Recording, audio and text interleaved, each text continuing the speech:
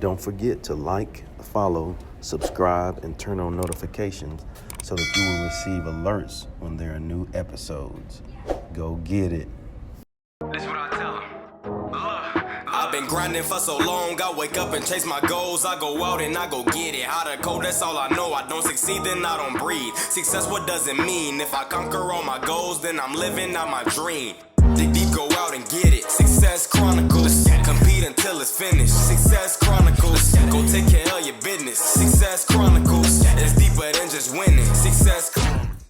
Hey, what's up, everybody? This is Chip Baker coming to you with another episode of the Success Chronicles. Man, long time coming. I'm truly, excited about this one. And I want to warn them before I introduce you, Coach. I want to warn them that, hey, this is about to be good. So I threw out the warning already. But, Coach Freddie Quartlebaum Jr. is on with this. Coach, thanks so much for taking the time to interview with the Success Chronicles. Truly appreciate it. Well, Chip, I thank you. Extremely grateful, just to be a part of. I follow what you do on social media and the impact that you continue to have and to add value, to so many different lives. I saw your yesterday's, talk and things like that. So I've been following you from afar, man. Your work definitely has not gone unnoticed, and we appreciate, what you do to continue to add value and to impact others. So this is an alignment right here, and just again, grateful and honored to be a part of it tonight. Yes, sir. Coach, let's dive into it. I know, kind of who you are, but if you don't mind sharing with the audience kind of your backstory, tell a little bit about who you are and bring us up to current to where, what you're doing and what you're about now. So let the audience know about that. Sure, Chip. I am from New York originally, went to Fordham University back in the mid 80s. So I'm kind of sharing my age right now. Graduate of the class of 1989 out of Fordham. Got right into coaching, Chip. Started coaching high school basketball for 2 years, and then got an opportunity to start my coaching career at the Naval Academy, which was back in 1992. Towson University was another stop. Holy Cross, which is in Worcester, Massachusetts. Fairfield University, which is in Connecticut. And then kind of made that jump from a mid-major to the high major. Was fortunate to join the staff with Matt Doherty at Notre Dame. Spent a year there with Matt. Then we were able to actually go to Carolina. Was assistant coach at Carolina for 3 years. From there, went to Iowa State University in Ames, Iowa. Then came back to the East Coast, back to New York. Was at St. John's for 6-7 years. And been at Kansas, just finished up my 9th year out here in Lawrence. So that's a little story from my coaching career. As you can see, it's taken me all over throughout the course of the country. Another exciting part of this journey is my wife, Christy, who she and I will be married for 25 years next June. May? Yeah, next month, June 21st. So it'll be 25 years. We have 2 beautiful boys, both playing college basketball. So just having a blessed, grateful life. And again, been here at Kansas for 9 years. I'm our director of basketball operations. What that means from a title standpoint, I have no idea. I just know I energize, impact, and add values to our student athletes and overall our student body as a whole. So that's just a little bit of a nutshell of Fred Quartlebaum. Well, thanks for running down, the history and everything so everybody could get an idea. But man, I'm just gonna say, kind of same sentiments that you talked about with me when you started. Coach, love what you do, love what you're about. That energy is infectious and contagious. And I follow you. I always love to get that shot of energy. It's good stuff. And just, seeing the day-to-day, what you do, how you do what you do, all of those things just don't happen. Yeah. You talk about the journey, like you don't just arrive at those places. You got to put some work in. And we talked about, the success is not here. It's more, Yes. Like Yes, pop locking, man. Come on. absolutely. It's everywhere. Chip. Yeah. So let's hit on, what are 3 things you've accomplished in your life that you're proud of? Yeah. Well, we'll talk from a professional standpoint, for those who, and I hope this resonates with a lot of aspiring people, because as you mentioned, Chip, that success journey is going to take a lot of pitfalls, a lot of stop signs, a lot of ebbs and flows, you name it. And kind of that's how my career has been. And I would probably say the 3 things that stand out most. One was my decision to get into college coaching. Joining the military, joining the Navy was not in the plan. Mm. I wanted to be an assistant basketball coach. I wanted to be on the floor coaching. I wanted to be out there recruiting. Didn't know it was going to be, my first journey was going to be at the Naval Academy, which those who follow our service academies, it's one of the leadership institutions of our world. And what I realized there, Chip, was that you're a midshipman that happens to play basketball. Mm. You're a midshipman so that really opened a lot for me, because, and again, it helped my coaching journey, because it wasn't so much more about the basketball aspect, but really truly understanding the importance of team, understanding the importance of we is greater than me, and how much it has impacted my coaching career when I work with student athletes. The importance of selflessness, and there are different levels of leadership, right? And what I've come to find out, that leaders become great, not by their power, but by their ability to empower others. So I was able to get that early, didn't really truly understand what that embodied, what it looked like. But wow, what a significant a part has played in my coaching journey. Trust, understanding the importance of trust, understanding the importance of, giving yourself up. No matter what it looks like, it's always going to be about the team. It's never going to be about the individual. And you do whatever is necessary to help your team win. As a young coach, super impactful. So I was really fortunate to spend 4 years, at the Naval Academy. And aside from that, I had to join the military. So I was an officer in the Navy, and it was a 3-year commitment. The 4th year was optional. Well, I loved it so much. I enjoyed being around these young men and women that wanted to become leaders of our world, and the things they had to do day in and day out to put themselves in position to protect us. Amazing. So I had a chance to be around that. So loved it tremendously, understood that, the mission is the most important thing, not you, the mission. Whatever that mission was, everyone is rowing in the same direction. Everyone had to be an all-star in their roles. As a young coach, unbelievably impactful. The second thing, Chip, I would say, and this is going to get a lot of people,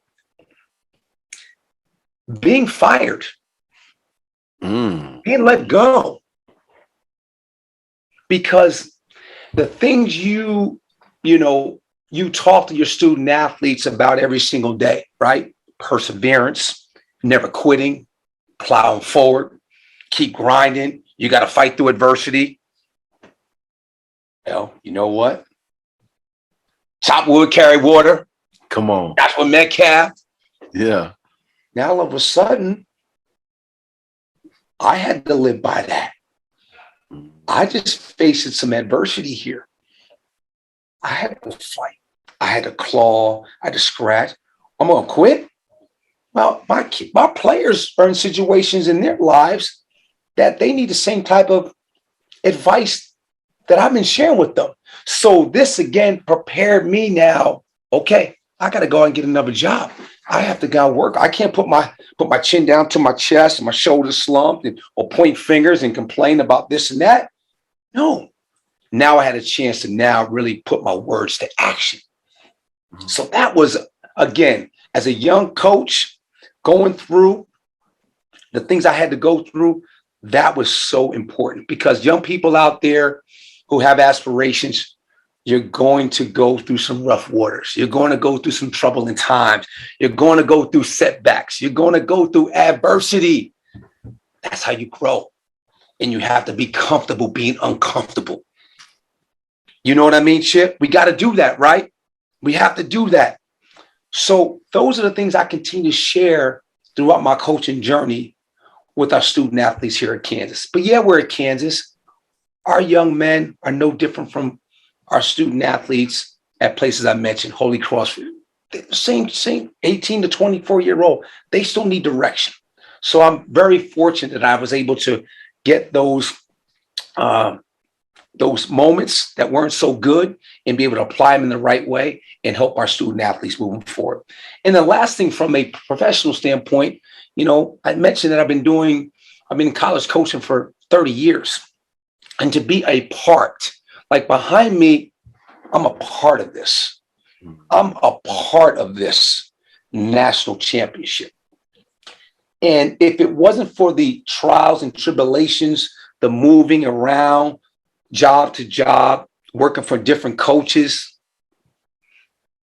I wouldn't have been at Kansas. I think that's what gravitated Bill to me, is that I've been through the wars. I've been through some situations. I've been through pressure moments, which we all face here at Kansas, because you and I both know the expectations year in and year out is to win it all or to get to the Final Four. So you better have some guys that kind of been through it, because it is definitely hard to do what we did a few Mondays ago, right?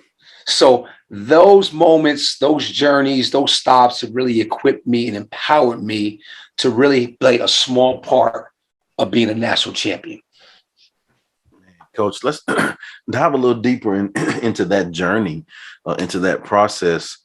Like I said, from the outside, I just saw the continued fight, the continued great culture. We've talked about, culture, before too, but talk to us a little bit about the season coming up to the national championship, and congratulations on that, Coach. Great stuff. Yeah, thanks, Chip. Well, it's probably started that moment. And it's funny you mentioned that. For those who may follow a little bit about me on social media, I usually do a Monday motivation Monday motivation every Monday. And it's been going on for 108 straight Mondays that we started this positivity poll. And it all started through the pandemic, right? There were stay-at-home orders and things along that line going on. So people weren't able to get out as much. But there was a poll in front of my house. And I got on a call with a gentleman who Chris Worth, and a lot of great leaders that wanted just to impact the communities, the families, the world. What can we do to help our community? And I would notice that we were able to get out, walk dogs, exercise, and things like that. So I just started putting positivity notes, out there, just about hope and about love and about serving others, just kind of getting them thinking it's going to be okay. We're going to get through this with hope and love and serve. We're going to get through it.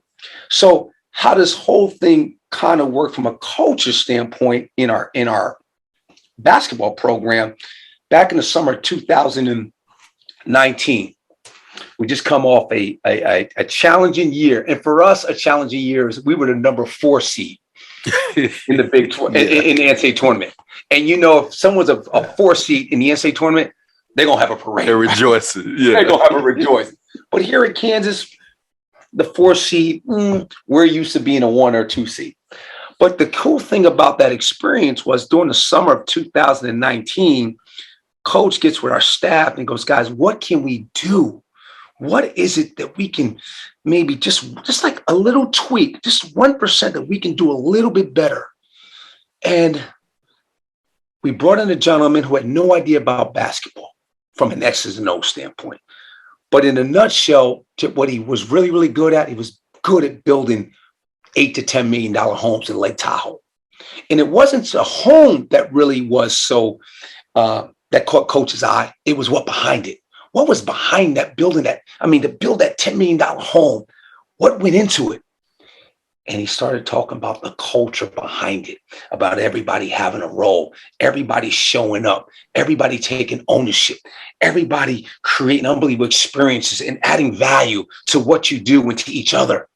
And then we started thinking, do we spend more time in the results quadrant of our job? Are we so locked into numbers? Are we so locked into Final Fours and national champions? Are we missing something with our student athletes? And we were. It was the experiences that we were missing, that we wanted to turn up a notch. It was the experience, like, what are we doing with our kids? How are we helping them grow? Yeah, we want them to become great basketball players, but how are we growing them in other areas of their lives? And then we started doing a lot of different initiatives, financial literacy, bringing in, we went to the Negro League Baseball Museum, which we're 40 minutes from the Negro League Baseball Museum on Vine Street. Shout out to Bob Frederick. And you know what? Our guys have never been there. So we started doing things outside.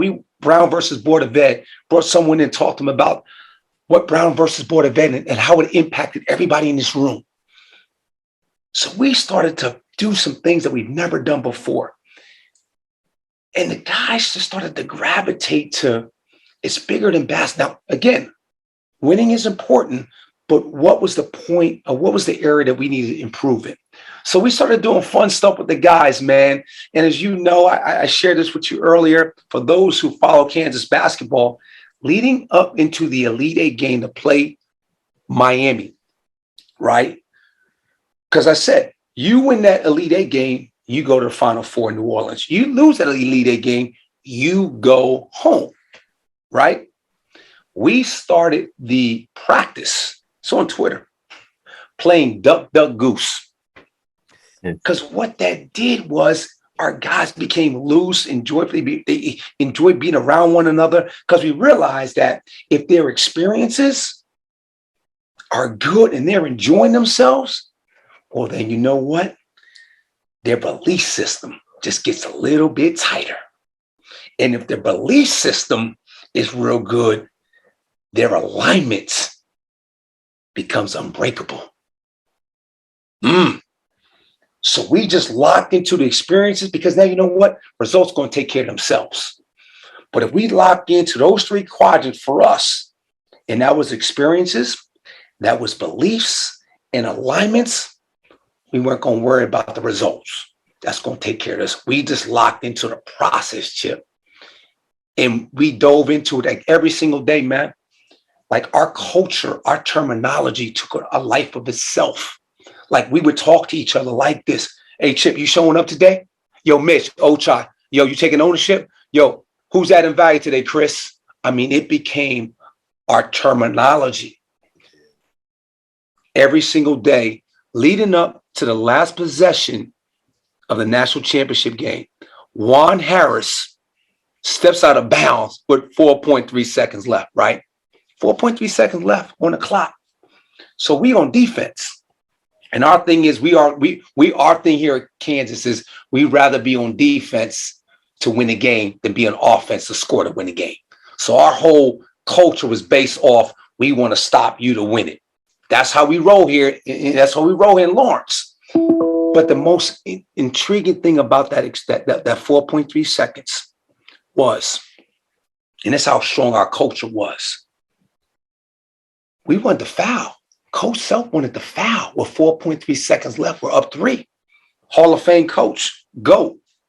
He wanted to foul, because if they make 2 free throws, we still up 1. We take the ball out, they got to foul us. Jalen Wilson goes, nah, coach, no, we're not fouling. We don't want to mess this up. We're going to play it straight out. We're going to switch. We're going to play it straight out. And when it goes back to leadership, leaders become great, not by their power, but their ability to empower others. He's empowered Jalen Wilson throughout this whole season. Jalen Wilson had the confidence to say, coach, we're not going to foul. We're going to play this out. And at that moment, coach is like, all right, you want to play it out? Okay. All right, that's what we're going to do. We're going to play it out. We're going to play it out. It goes back to my times in the military. I was like, whoa, whoa, leadership. It's not about you. It's about empowering others. I was like, and the whole wasn't about, that 4.3 seconds wasn't about us defending Carolina. That 4.3 seconds was about us defending our culture. Our culture. Because you know what? If our alignment wasn't right, and if our belief system wasn't right, oh, I thought you were supposed to switch. Oh, I thought you, well, didn't coach, hey. No, our belief system, alignment, and our experiences, it wasn't about the results. If our alignment, our experiences, and our belief system were on point for those 4.3 seconds, 3.3 seconds left, we're going to win the game.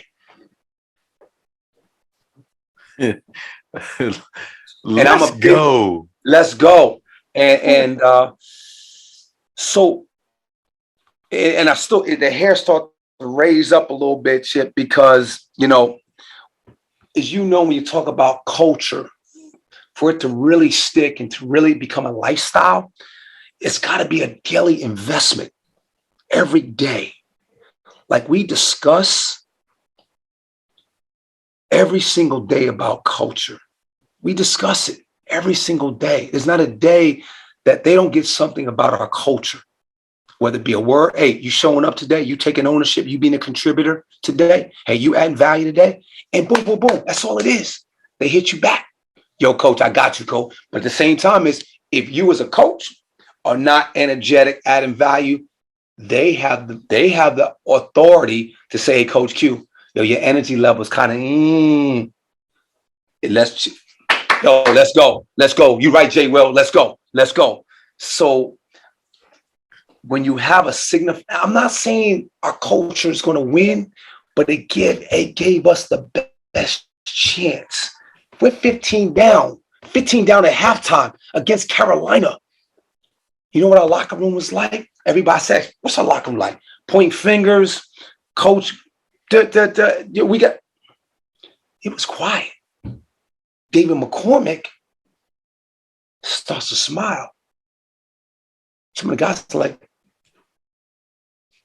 he wasn't smiling because we were losing or we ain't gonna win. He was smiling because he knew in order for us to make a run and win it, we got to do it with joy.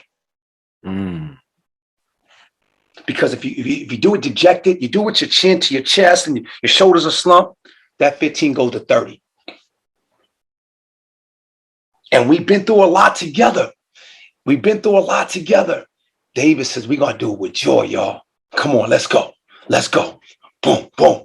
And we had just a little different pep. When we came out of the locker room, heading back on the floor, we came out with a big, you saw the swag was different. So, you know, it's like that Carolina run that they had in the first half, again, when your experiences and your beliefs and your alignment is strong, and that's what you build your culture on, we bent, but they never snapped us. Okay, everybody does this, but they never snapped us. So I want young people out there, coaches, you name it, culture is key in anything you do, whether it becomes families, businesses, teams, organization. If your culture is strong, because we built our culture for adversity. We built our culture for, and you got a 2-game losing streak. We built our culture when we got injuries. We build our culture when the media or social media and them are coming at us. Boom, boom, boom, boom, boom. We build our culture when you down 15 in a national championship game when it's never happened before. That's what our culture is built for. It ain't built for when the times is nice and everybody's shaking hands and the sun is out, you got your sunglasses on, flip-flops, and everything is nice. No, we build our culture for the tough moments because that's our foundation. I think Steve Kerr, matter of fact, I got it on my wall. Steve Kerr said this, and I have it right here, man. He says, if you can't maintain your culture during the downtimes, then you don't really have a culture. It just depends on winning. And your culture has to survive losing stretches. Your culture has to survive adversity. Your culture has to survive setbacks. Your culture has to survive 15 down in a national championship game. Your culture has to survive 4.3 seconds left, and you need one stop to win the game. Because I ask kids all the time when they come in, I said, let me ask you something, young fella. Would you rather be down one with the ball, one possession left to go in the game to win it?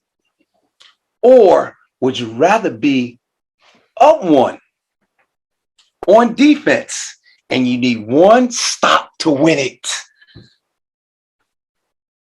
And usually most high school kids say this, Chip, and this is normal because the ball's always been in their hand. They've been the best player on the high school team. They've been best player in their state. You name it. They want the ball to win the game, right? They want to get their wiggle on, you know. But at Kansas, we want to be up one and we need one stop to win because that's what life's about. Because you can be gritty and gratitude. You can be gritty and grateful at the same time. And we found that out. You can be gritty and grateful at the same time and have success on both sides of the basketball. And that's why that game is such a life lesson to that game that we can all learn from. Now, if we were up 15 and win coast and won the game, great. But I think the way we did it was a movie. Because again, I say it's a movie because it's never happened before. Never happened down 15 to come back and to win a game like that. When all stakes, you know, the national state, everybody watching. I think it was unbelievable how many people were locked in on that game. And at halftime, everybody said, oh, it's smart. Kansas is done. They're done. Carolina going to win this game. Oh, and my God. We can God. all learn from when things aren't going your way. When things aren't going your way at that moment. Perseverance, don't quit, plow forward, keep chopping, carry water, load the wagon, fight through adversity, keep grinding. You're going to give yourself a chance, right? Coach said this. I know I'm long-winded here. I got another story for you. So Coach in the locker room said this. Think about this. This is where that's why he's the GOAT. He says, all right, guys, would you rather be down 9 with 2 minutes to go to win the game? Coach already planted the seed. Would you rather be down 9 with 2 minutes left to go to win the game, the national championship game? Or would you rather be down 15 with 20 minutes left to go to win the game? So our math majors and our business majors like this. Let me think about this. No, Coach was saying when they won it back in 08, right? When Mario hit the shot in overtime, they were down 9 with 2 minutes. Think about that. They were down 9 with 2 minutes left to go in the game to come back and beat Memphis. So the guys are like, wait, 20 minutes? Down 15? Bet, let's go. That's nothing. Let's go. So it automatically changes their whole mindset. He just planted the seed. That's all he needed to say to the guys. What would you rather be? Oh, shucks, I'd rather be down 15 with 20 minutes left to go. But when your coach is right, man, and there's trust, there's teamwork, there's respect in there, and guys are coachable and they're listening, they're paying attention to detail, things we talk about every single day with our guys. So those out there that have those slogans on your walls and in your companies and your schools and all that, it looks great. Just make sure you're driving it and don't be afraid to drive it. Get some culture ambassadors. We have culture ambassadors on our team. David McCormick, Jalen Wilson, Ochai Baji, and a walk-on, Chris Teahan. They were our culture ambassadors. So the words I'm talking to you a little bit about right now, Chip, from showing up every day, you come to work, you come to grow, you're going to be a contributor, you're going to be a caretaker, you're a stockholder, you're going to add value every single day, you're going to provide opportunities where you're a partnership, you're aligned, there's no side streets. Those guys are the mouthpiece to those words in the locker room, on the court. So it's not coming from the coaches all the time. It's coming from within. Oof. When you start hearing your guys talking, hey, no side streets, guys, no side street. Like you wouldn't know what side streets are, but our guys know what that word is. And they're saying to the public, hey, no, we came to New Orleans to be focused and locked in. We can't have no side streets. Now, Miss don't know that you don't know, but that's how we talk. And no side streets in our vocabulary means no distractions. Side streets, side, no side street. Everything's locked in. And he said it with conviction. So, but it all started, bro. It all started back in the summer of 2019, man, when Coach Self wanted just to tweak. And what the tweak was, you would think, okay, we got to go get five more McDonald's All-Americans. Or we got to do this, we got to do that. No.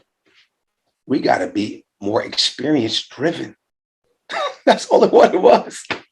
Wow. And then you just have somebody to drive it. Somebody to drive it. Yeah, there you go. The energy bus, the culture bus. Just have somebody to drive it. And you know what? Because of my experiences, Chip, from the Naval Academy to being fired, I actually took on the responsibility to be our culture ambassador, because I truly felt that these are the things that we need as a team, as a program that Coach wanted.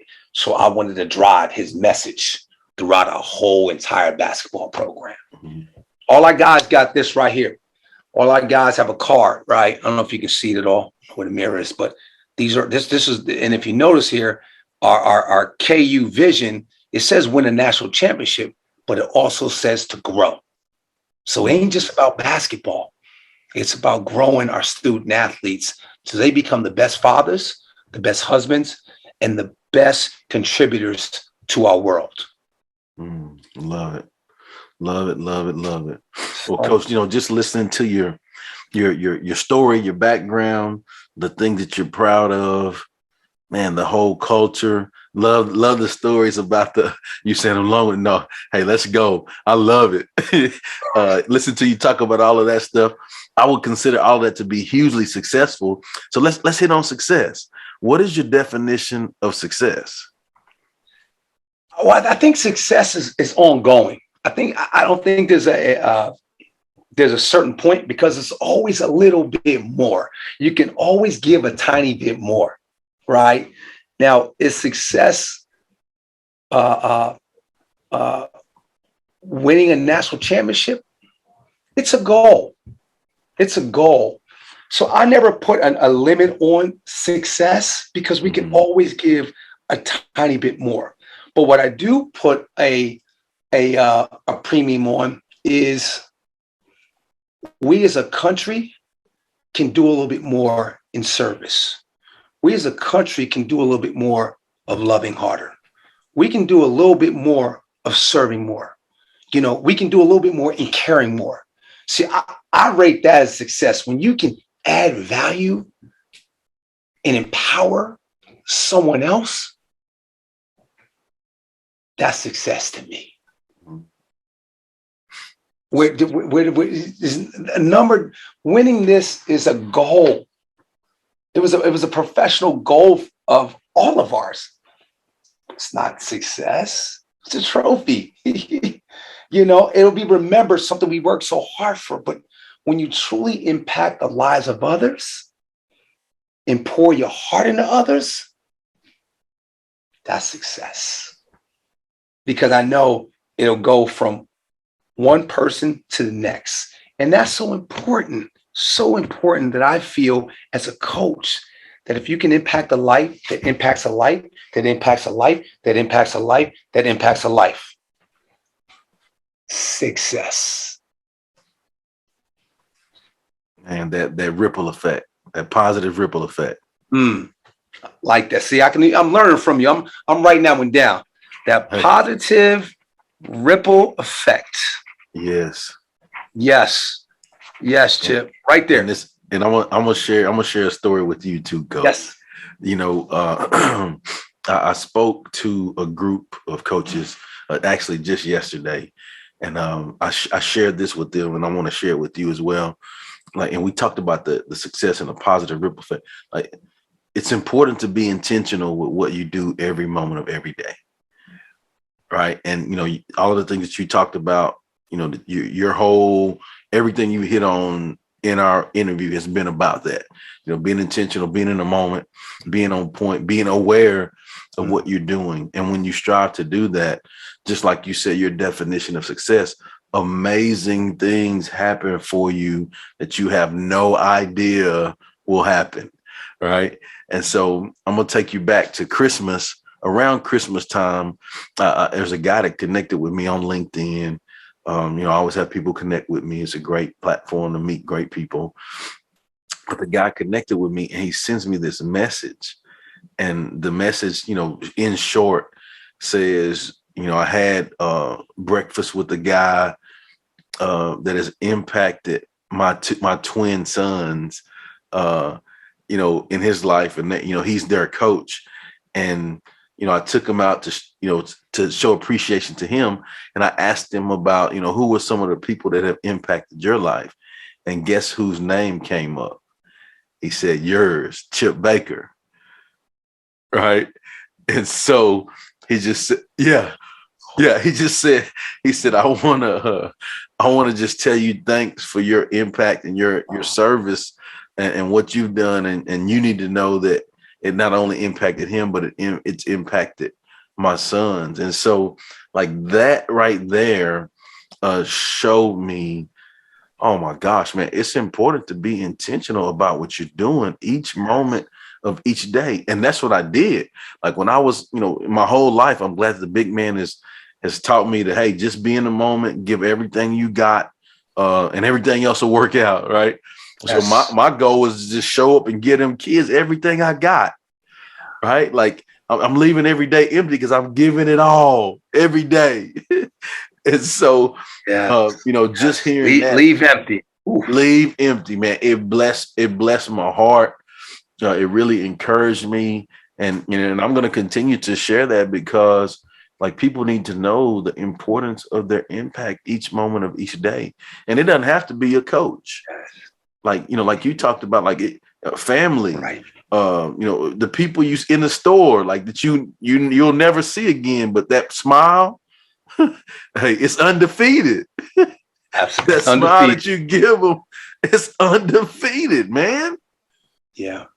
Chip, and you probably get this too, because I think we're both, cut from the same cloth, especially when you mentioned about impact and being intentional, being in a moment, that positive ripple effect. I'm just writing down a few things you talked about, leaving empty. I will also share this. And I'm sure you get that question too, is, you're always so positive. You're always so energetic. You're always so, in the moment. I would share this, and I'm sure you do too. Maybe some of it is probably from our DNA. I think my mother has that way with her. But I also do, and I'm going to tell you, I practice this every day. Like I practice gratitude every single day. So I do have moments where I'm down. I do have those moments where, I want to feel sorry for myself.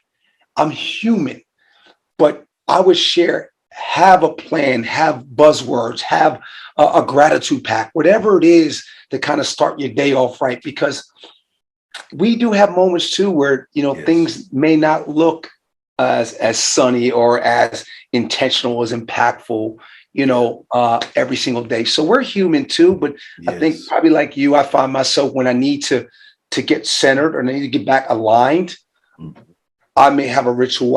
I look at, what, gosh, I'm upset about this. How grateful that I got up today. Come on. Oh, come on. And then all of a sudden I'm like, man, I'm tripping. Stop tripping. Stop tripping. So those out there too, yeah, we bring that heat, we bring that positivity, we bring that impact. But you know what? We also have moments too where, we may lack a dose of confidence or something like that. So if you're in that space as well, find some buzzwords, find some things that can bring you back to your center, to be back where you're able to be in that moment, to be in that space. That's it. I love that you said that too, Coach. And I wholeheartedly agree. I have a deal that I use in my life, and I'll share with you too. You know, I was waiting for you to finish because like some of those things that you said, like you said, cut from the same cloth. It's the same stuff I do.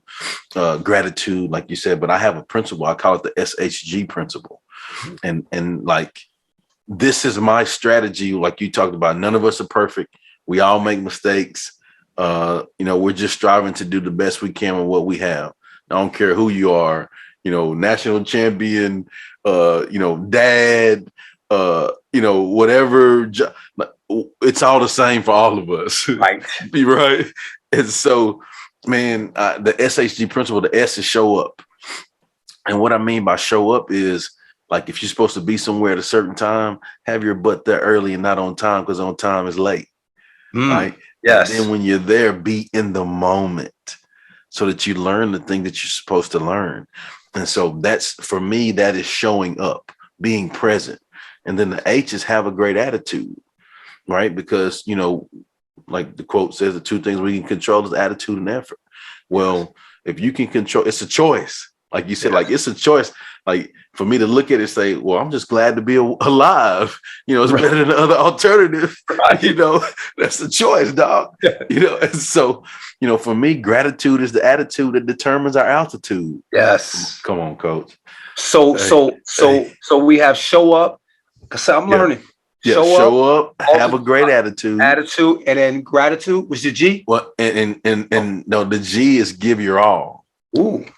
Right. And so, you know, the goal is to give 100% each day. You know, but realistically, we're human and none of us are perfect. Right. Right. So maybe we just may have 90% in the tank. Can you give that and still get better? Yes. Yes. You know what I'm saying? And so, yes, like sir. where I'm from down south, they say, you know, slow boogie is better than no boogie. Right. Hey, man. So if I just show up, have a great attitude, give my all today, man, that's a pretty good day for me. Sir. Yes. And then I reflect and I hit the ground running. I do that tomorrow, and I do that for a week. That's a good week. Do it for a month. That's a good month. You see where I'm going? Years. And what it allowed me to do is, once I get to go visit the big man, I would not just have left a legacy. What it will allow me to do is to live a legacy by my day-to-day actions. Just showing up, having a great attitude, giving everything I got every moment of every day. Love it, man. Love it. SAG. SHG. Yeah. Yep. Got it. And that's what, and like when you said that ritual, I agree with you. We all have to have those things that bring us back to center and align us to remind us. Yes. And Coach, man, I just want to say thanks so much again for taking the time to interview with Success Chronicles. Truly appreciate it. And before we get off, I'd love for you to have the opportunity to let the audience know where they can go follow you and check you out. Because I'm telling you guys, you need this positive inspiration and motivation from this guy in your life. I'm telling you. So tell us where they can check you out, Coach. Chip, that first again, thanks so much. Honored, humbled to be a part of this show today. Hopefully we both were able to learn, be able to share, collaborate, add value, and continue to push the positive culture throughout our universe. But I'm on Twitter. I'm at FQ212. I'm on IG at QFit50. So please check me out, follow, just again, promoting positivity, culture, fitness, you name it. I've also, Chip, I know you know this too, but a dear friend of mine, Chris Worth, and I wrote a book called The Positivity Tribe in the Locker Room, which really kind of goes into the power of culture and teamwork and positivity. And things that we all have to go through in order to reach our success goals and dreams. And the bottom line is, folks, we is greater than me. We is great. And that's why I have those two unbelievable trophies behind me. And that beautiful person in the middle is my wife. She's the rock of everything right there. So there you go. Please purchase it. But thank you so much again for having me, Chip. Yes, sir. Thank you for being on. Thank you for what you do, Coach. And thank you guys for checking out this episode. We'll see you next time. God bless. Thank you, man. See you. Go get it.